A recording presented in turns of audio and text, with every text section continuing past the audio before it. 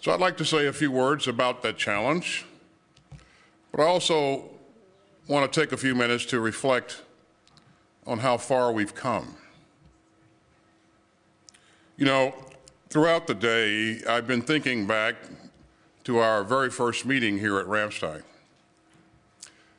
We gathered on April 26, 2022, nearly 1,000 days ago.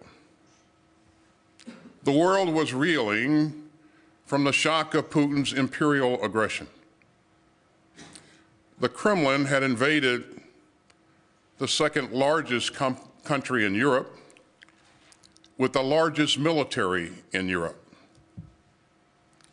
And Russian troops had just massacred Ukrainian civilians in Bucha. And many pundits said that Ukraine was doomed. But President Biden saw a way forward, paved by Ukrainian courage and allied commitment. And I came to Ramstein after a secret visit to Ukraine with Secretary Blinken. We were in Kyiv during Orthodox Easter, and Ukrainian citizens were huddled in churches to pray, and Ukrainian leaders huddled in bunkers to plan. I heard directly from Ukraine's most senior leaders what it needed most, from President Zelensky on down. Now, in the days after Putin's all-out invasion, many countries were flooding Ukraine with ad hoc donations of ammo and other capabilities. But I knew that if Ukraine was to survive, we needed to coordinate that security assistance. And we needed to do so in a way that met the evolving nature of the fight. So I convened nations of goodwill right here at Ramstein, and I carried with me the urgency that I heard in Kyiv just hours earlier. So I opened our hastily arranged first meeting by urging some 40 countries to build a common understanding of the situation in Ukraine. And today, this contact group provides more than a common understanding. It provides a common cause. And today, some 50 countries of conscience are coordinating closely with Ukraine to send vital, consistent, and cutting-edge security assistance. And that has helped turn Ukraine's struggle into one of the great military success stories of our time. The Ukrainian military has shown breathtaking courage.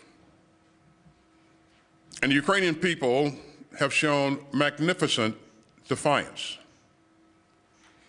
Ukraine's cause has inspired free people everywhere, including in my country. And you know, back in the desperate days of February 2022, Ukrainian citizens were making Molotov cocktails to defend their homes. But today, with the help of this contact group, Ukraine has a battle-tested military and a booming defense industrial base. We're meeting the most urgent needs of Ukraine's troops, even as we're building Ukraine's future force. And over the past 3 years, we've helped coordinate striking improvements to Ukraine's capabilities, all while managing our own readiness. Now, we know that no single capability will turn the tide.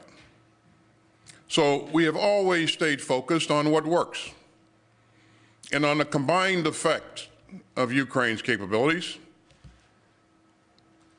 You know, Ukraine has started to fly fourth-generation fighter jets. It now fields advanced Western air defense capabilities. And it produces and operates state-of-the-art unmanned systems. All of this positions Ukraine to defeat Russian aggression today and to deter Russian aggression tomorrow. And so our work has changed the course of history. Now, I am deeply proud of the assistance that the United States has provided to Ukraine. And President Biden's support for Ukraine has never flagged. And Ukraine has also had strong bipartisan support in Congress. Since February 2022, we have stayed laser focused on providing Ukraine's defenders with the capabilities that they have needed at each stage of the fight. First, artillery and rockets have been fundamental to this war. Since 2022, the United States has provided Ukraine with more than 2 million artillery rounds and more than 20,000 rockets, all while maintaining the readiness of our own forces. Second, we relentlessly pushed to provide Ukraine with air defense systems and missiles to defend its skies, its cities, and civilians. Third, the department is working to support Ukraine's drone industry. And fourth, we surged other critical capabilities to Ukraine, including HIMARS, ground combat vehicles, javelins, and much, much more. And time and again, we've seen the huge significance of these combined capabilities. In fact, many of these lower key capabilities have had a far greater battlefield impact than some higher profile systems that we've also helped to provide, including F-16s and Abrams tanks and ATACMS. In a war like this, no single capability is game-changing. As I said in Kyiv in October, what matters is the combined effects of your military capabilities and staying focused on what works even as the fight evolves. Now, the Ukraine crisis exposed some shortcomings in our defense industrial base. We still got a lot more work to do. But we have galvanized our own defense industry, investing nearly $70 billion at home to produce capabilities for Ukraine and replenish our own stocks. And so we still face major challenges ahead. But as a founder of this contact group, I am very proud of the way that our allies and partners have stepped up. Since April of 2022, the contact group's other members have committed more than $60 billion in direct security assistance to Ukraine. Ukraine's needs on the battlefield have evolved over the past 2.5 years, and so have the contributions of the coalition. Denmark, Finland, Germany, the Netherlands, Norway, Poland, Sweden, and Spain have joined to provide Ukraine with more Leopard tanks. Germany has developed and led its immediate action on air defense initiative, which has spurred partners to pledge more than $1 billion to support Ukraine's air defenses. The Czech Republic has led a dozen countries in surging critical munitions through the Czech Initiative, which coordinated the delivery of hundreds of thousands of rounds of artillery ammunition last year. And Denmark and the Netherlands have provided Ukraine's first F-16 fighter jets. And Canada, and Denmark, and France, Romania, the UK, and the US have found creative ways to train Ukrainian pilots. And Ukraine's partners have provided broad and sustained support, from Patriot and Hawk air defense systems to thousands of armored vehicles. And so all told, contact group members have committed more than $126 billion in security assistance to Ukraine. They've expanded production capacity in factories around the world. And they've raced in sustainment capabilities to keep Ukraine's equipment in the fight. So this coalition has become the arsenal of Ukrainian democracy. It has become an engine of global security.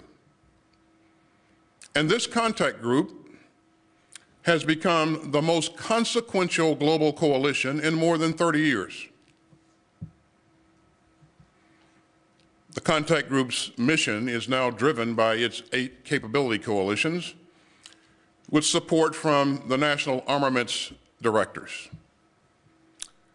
And today, 14 countries and Ukraine lead these important coalitions. They focus on Ukraine's Air Force, armor, artillery, demining, drones, information technology, integrated air and missile defense, and maritime security. And today, the ministers of defense here endorsed each of the coalition's roadmap for Ukraine's future force. Now, each roadmap lays out an efficient and sustainable approach to helping meet Ukraine's long-term and near-term capability needs. And that's how this contact group has produced so much progress. By working together for our shared security interests and by standing together for our shared principles. And the battlefield results have been plain. Since 2022, Russia has suffered more than 700,000 casualties in Ukraine. Now, that's more than Moscow has endured in all of its conflicts since World War II, combined.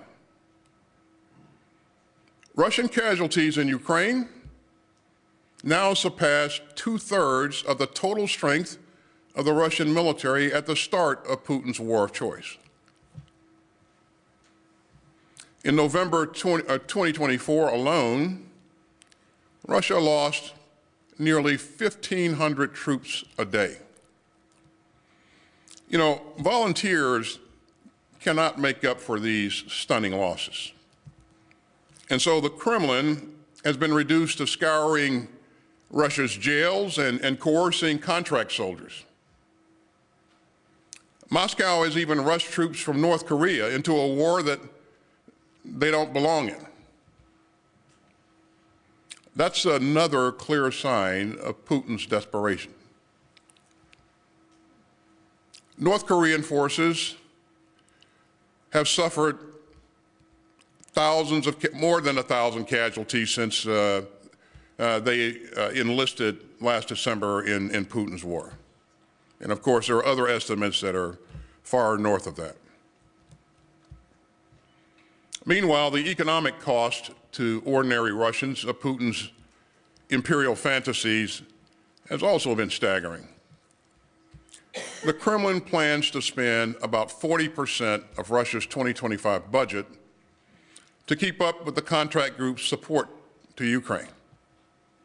Now, that's a 25% increase from last year. Meanwhile, the Russian ruble has continued to plummet. The Kremlin has become more isolated.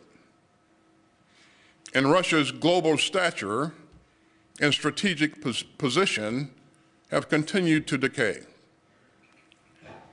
And so Russia has paid an appalling price for this indefensible war. Yet Putin has not achieved a single one of his strategic objectives, not one. In fact, Putin was so bogged down in Ukraine that when the vicious Assad dictatorship in Syria collapsed after more than 50 years, all he could do was watch. Russian troops had to race to haul equipment and personnel out of Syria, which had once been a centerpiece of the Kremlin's global ambitions. Putin's failure to save the Assad regime is a stark warning to the few remaining countries that might align themselves with the Kremlin. Now, I am deeply mindful of the anguish that Putin has inflicted on Ukraine. For Ukraine, these have been years of tragedy, of entirely unnecessary agony caused by one man's imperial greed.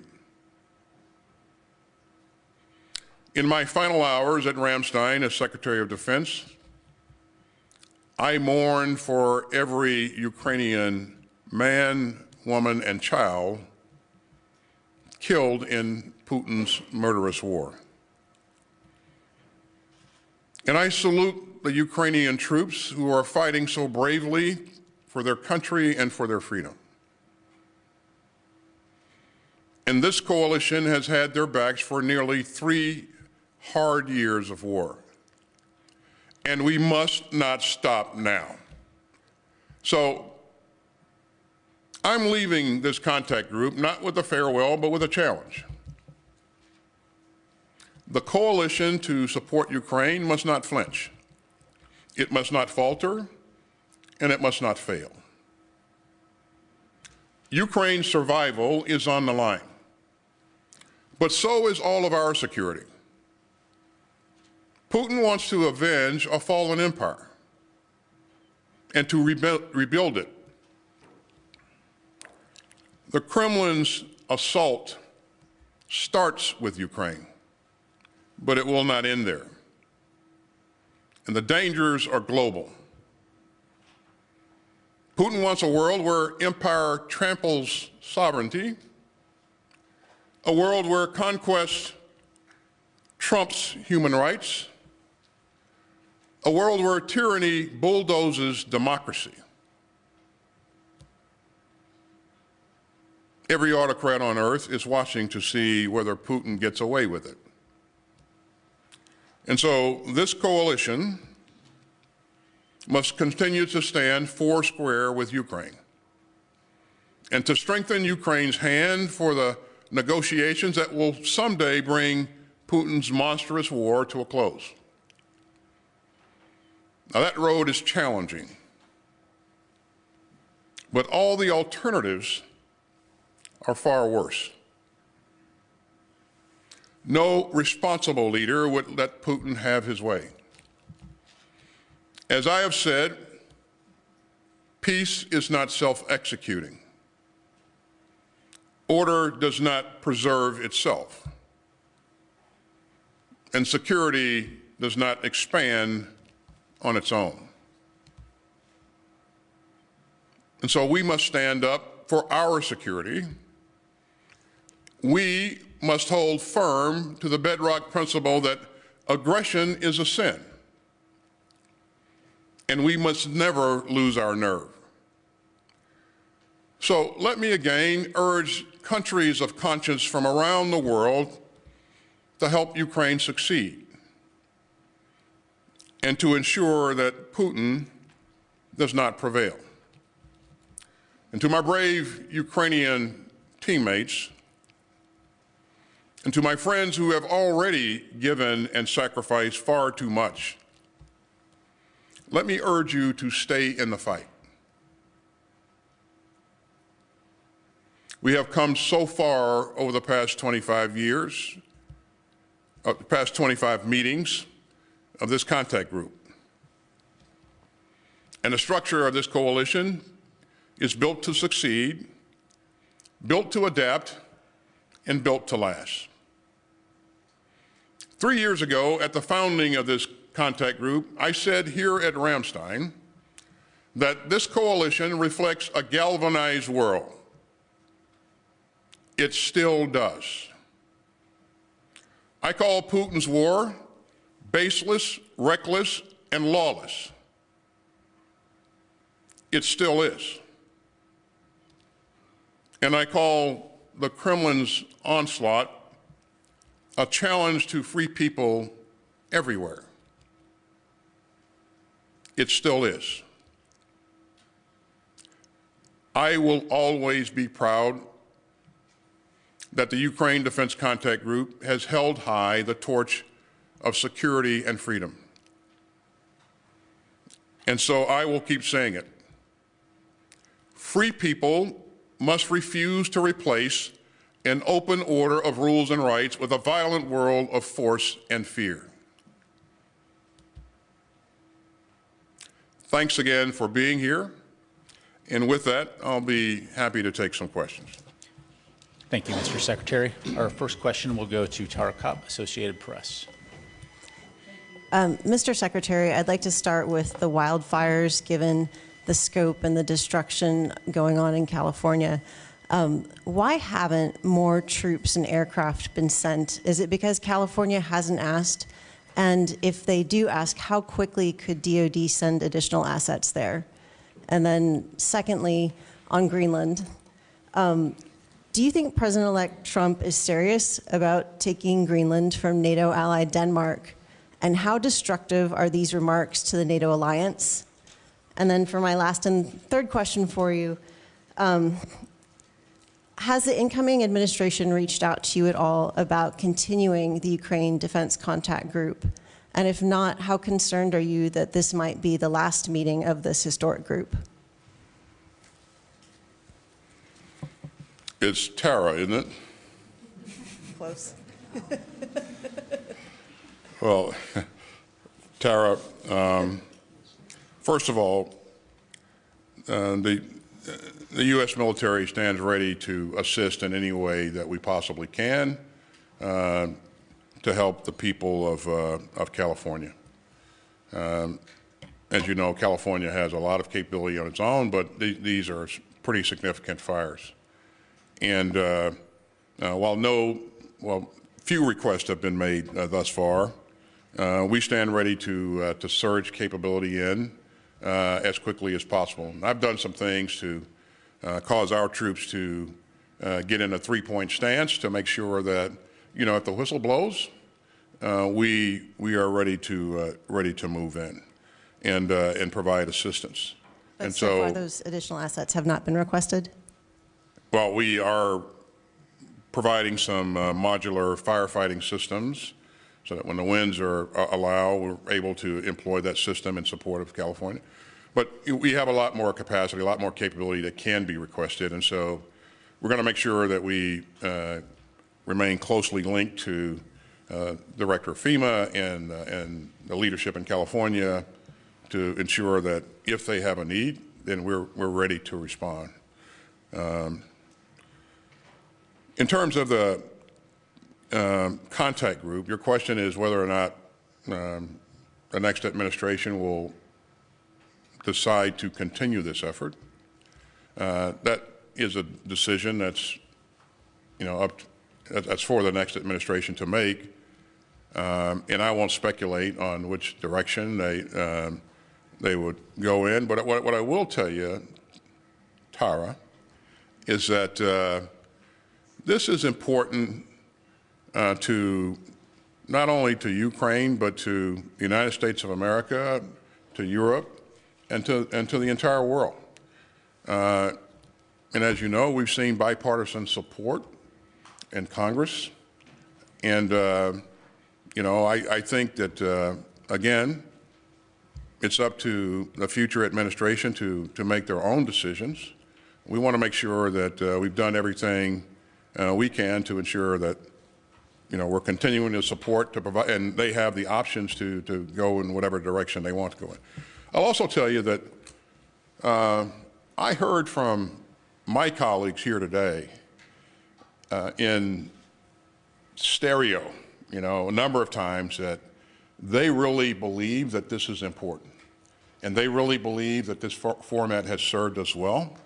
And so, you know, we'll see what happens. It's not the only format that can work, obviously, but they believe that this is important. So. And on Greenland, do you think Trump is serious about taking Greenland? I would defer that question to the president-elect. I won't speculate on whether he's serious or not. But how destructive is that to the alliance? Going to move on to the next question. Our next question will go to Uta Spangenberger from ARD. Mr. Secretary, one last question. Looking back at 25 Ukraine group meetings, would more help have been possible, or did the group fall short because individual nations allowed themselves to be too intimidated by Putin's aggressiveness and nuclear threats? So, Uta, you just heard me say that Russia has experienced 700,000 casualties. And the war's not over. They will continue to experience more casualties going forward. They've lost a lot of equipment. Putin's isolated. He doesn't have the ability to project combat power as he would have had in the past, and we saw that with Syria. So I think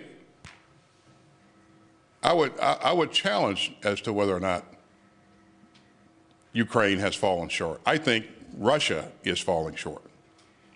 Those numbers of casualties, without accomplishing a single strategic objective, that's unthinkable. Unthinkable. So I think this format and our ability to rush urgently needed security assistance into Ukraine has been quite remarkable. We've done that at a speed and volumes that have not been seen in the past. So I really applaud the work that the team has done together, but there's more to be done, and we clearly recognize that. And we're going to continue to do everything we can to help Ukraine for as long as we can. Thank you, sir. Our next question will go to Carla Babb, Voice of America. Hi, Mr. Secretary. Thank you so much for doing this. Since you mentioned the remarkable nature of what you've done the past 3 years, I want to focus on what happened today. And are the commitments and the roadmaps made today for Ukraine by the capability coalitions enough to give Ukraine the upper hand this year, or will it simply keep them in the fight? And then, since you mentioned the fall of Assad, on Russia's recent loss of its bases in Syria, has that affected Russia's ability to support its military presence in Africa and the Middle East? And then finally, the Justice Department has acted on behalf of the Pentagon in your final days in office to enforce plea deals in the 9/11 cases. Why is this so important to you? And is deferring justice to families who have been waiting more than 20 years in limbo potentially denying them justice? Carla, tell me what your first question was again. First one is about the capability coalition's commitments. Is it enough to give Ukraine the upper hand, or will it keep them in the fight? The capability coalitions, I think, are doing tremendous work to build the future force for Ukraine, even as countries continue to support Ukraine in the current fight in a very credible way. And so as we look at what the capability coalitions are doing, and when things come into play, when they become available in terms of capability, it is quite impressive. And what I've seen from countries that are part of these capability coalitions is that they are absolutely committed to working hard to ensure that that capability comes to life in a expedient time, matter of time. So I'm optimistic about what we're doing with the capability coalitions. I do believe that it will provide the means to continue to modernize Ukraine's military, which will help it accomplish other things in the future. And if you think back at where we were when this fight started, it was a military based on Soviet equipment and used a lot of Soviet doctrine. We are a long way from where we were then. So the final question out of the 8 questions that you had, Carla? Just 3 this time. was regarding the Guantanamo Bay, a recent decision. I've stated where I am on this, and I haven't changed. And so we are in the process of appealing that ruling, and since we are appealing it, I don't have any comments to make on the issue. And then on the post-Assad, Russia, have you seen the loss of the bases in Syria affect its ability to conduct military operations in Africa and the Middle East? I think that, based upon the fact that Russia used its capabilities, its bases in Syria to project combat power into Africa, I think that we will see a knock-on effect. We will see that this will affect their ability to place capability into Africa as they have been in the past and sustain that capability. So yeah, I think it's going to have an effect. So. Our final question will go to Anselm Stern from ZDF. Thank you very much, Mr. Secretary. In a few days, Donald Trump will be president. Will the United States remain a reliable partner in NATO? And what do you expect from your successor as Secretary of Defense? Thank you. United States of America has always been a reliable partner. We will always be a reliable partner in the future. Just like any other country, we have administrations change, and some policies change from time to time, but our values don't change. Our commitment to allies and partners doesn't change either. So in terms of what I would expect, that's irrelevant. The question is, what does his boss expect from him? And, I've had a great boss that I've had the ability to engage frequently and been given the latitude to, accomplish what needs to be accomplished. And so it's been a great experience for me. And I would hope that any future Secretary of Defense would enjoy that same kind of relationship.